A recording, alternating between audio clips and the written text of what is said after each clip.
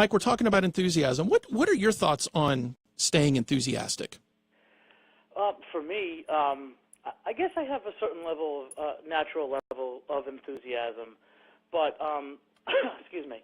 But I think for me, it's kind of become more of a learned behavior, just the result of a lot of intentional effort and creating positive habits. Yeah. What do you think would be that top habit? Not even thinking about habits, just one. What do you think is that one top habit that just makes sure that you keep enthusiasm up?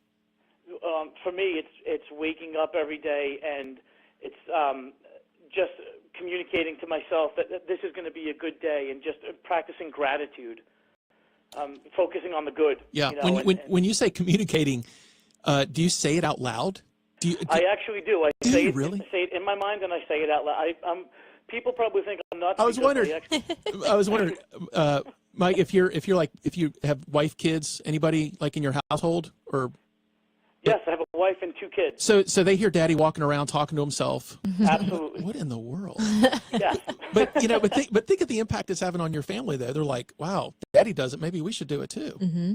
Yeah, exactly. And I try to set the example that look, do what works for you. You don't have to follow the societal mold of what's quote unquote normal, because there really is no normal. Normal is what works for you, and that seems to work for me. So I want them to be original and do the things that they want, just like that's what I try to do, and I try to exude that to them. Good for you. So what else? What else do you do to try to exude the enthusiasm? I try to everything that I do in life, and I became a dad 5.5 years ago. I got 2 small children, and okay.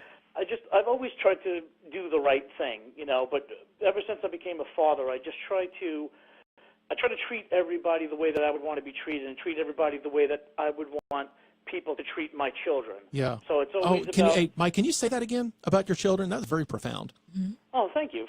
Yeah, I try to treat everybody the way that I would want them to treat my children. Wow. Boy, that takes it from the golden rule to the platinum rule to, what do you call that, the diamond rule? Yeah, the diamond rule. I like that. Wow. Gosh. You just set the bar high here for us, Mike. I feel like I'm glad. I feel like I need to go to Walmart and just go and give people appreciation now. Just for random acts of appreciation. That's so encouraging. Well, it feels good, and it's, again, I don't know, I believe in what goes around comes around, and I believe when you're intentional and your efforts, and, I don't know, just being authentic, and, I think, like I said, I believe what goes around comes around, and when you do that, I think good things are going to happen. I always expect good things to happen. Yeah. And that's a habit that I taught myself, because I never used to think that way, but all of these results of all these positive habits, I kind of expect good things to happen. So. Mike, we're gonna have to write a book just with Mike quotes in it. Yeah. I expect good things to happen. Hey, look, just give me a call. I'm happy to write it with you. No kidding, right? Well, you're on the public domain, so we'll have to steal it for a little bit. I love this though. Expect good things to happen. Mike, maybe you have a strong opinion about this. I know I do. I think most people don't expect good things to happen. I think most people expect bad things to happen. Mm-hmm. I agree, and I used to be one of those people. But what changed? When you say you used to be, what changed? Yeah, I just got tired of. I always felt like I wasn't living the life. I always wanted to live life on my terms.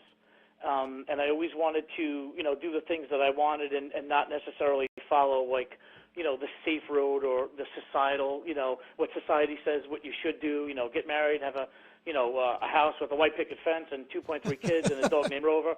And it just, I just got tired of, I always felt like I was reaching for something. I always felt like I'd look into the future and I'd be like, oh, that's the ideal me. That's the ideal life. And then you start saying, as you start, years and years start to go by, and you say, well, wait a second, I got to have that life now, so what can I do differently?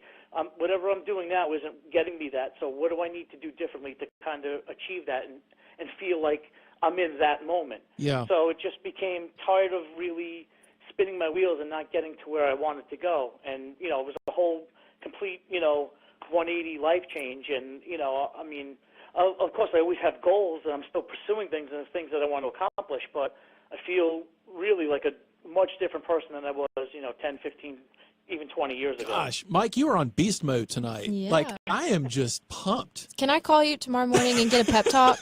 You sure can. I need a pep talk. So I everyone's do going that for a living.